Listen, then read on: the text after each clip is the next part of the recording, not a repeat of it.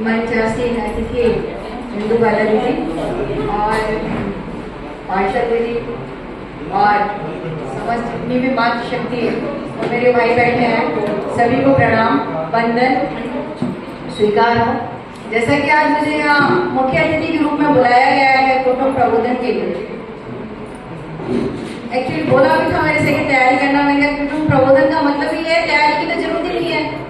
यहाँ तो एहसास जो अपना है, हमारे अंदर की जो आत्मा है वो निकाल के बतानी है, जो हमारे अनुभव है वो हमें बताना है और जो हमने महसूस किया है अपने माताओं के साथ वो बताना है। देखो स्पीच देना एक अलग बात होती है, हम लोग आए अपनी स्पीच दी और वापस अपने घर चले गए।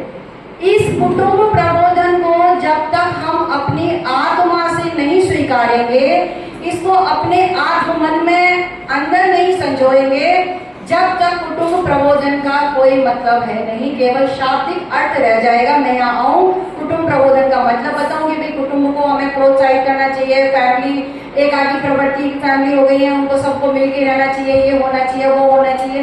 लेकिन जब तक हम इसको अपने तहे दिल से स्वीकार नहीं करेंगे, भावनाओं को नहीं समझेंगे, इसके ना मुख्य पॉइंट तक जब तक हम यथार्थ में नहीं उतरेंगे कि वास्तव में दिक्कतें कहाँ आ रही है और क्यों आ रही है, तब तक कोई मतलब नहीं है कुटुंब प्रबोधन का। कुटुंब प्रबोधन का अगर मतलब माने तो जितनी भी माता बहनाएं, मेरी बहनाएं जो बैठी हैं, अगर अपने 10 साल पुराना 20 साल पुराना जब हम लोग अनमैरिड थे उस समय पे अगर हम पहुंचे और अब वाले जो बच्चे अब अनमैरिड हैं उनकी अगर अपन तुलना करें तो जमीन आसमान का अंतर होता है।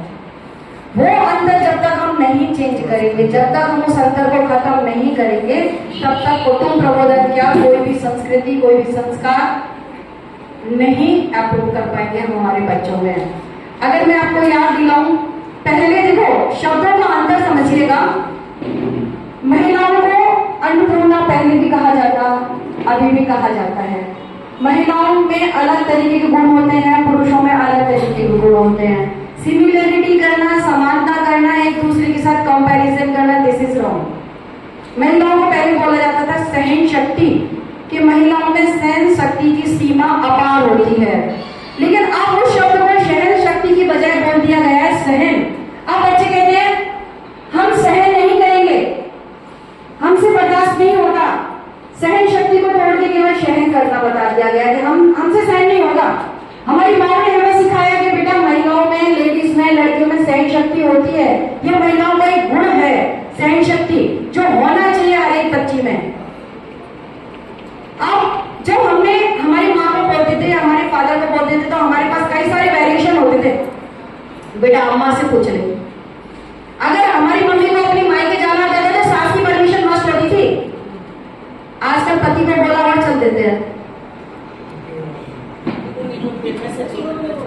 पति को भी जब कहते हैं भाई ये ऐसे ऐसे मेरे को जरूरी जाना है और मैं जा रही हूँ, आके देख लेना,